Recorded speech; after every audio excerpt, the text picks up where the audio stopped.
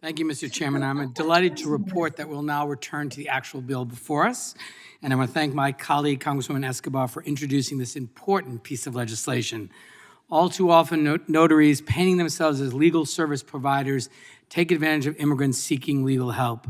These fraudsters, often referring to themselves as notarios, take advantage of the fact that in many Latin American countries, a notario público can provide legal services.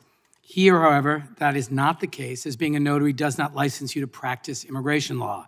These fraudsters offer legal services to victims who believe they have hired a capable professional as they navigate our complex immigration system, but the providers are not actually qualified or certified to provide legal services at all. Victims often pay thousands of dollars and put their hopes and trust in these imposters, and they're left in the dust when they don't receive the help that is promised.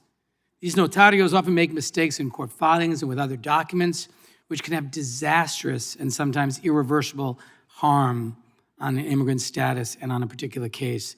There are also cases where the notarios skip town, often taking the victim's important legal and other documentation with them. A lucrative business for these notarios has grown out of deception and the suffering of thousands of victims.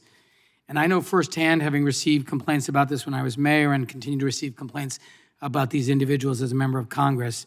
This bill will help crack down on this abhorrent practice by making it illegal to provide fraudulent immigration services or misrepresent oneself as having a license to practice law.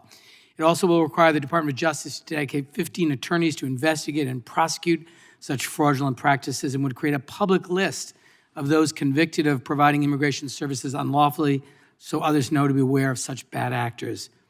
This legislation is extremely important and will help protect thousands of people from being taken advantage of, strengthening our communities and our legal system in the process.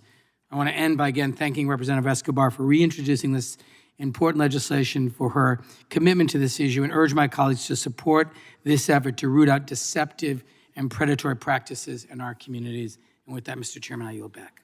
Gentleman yields back. Mr. Chairman.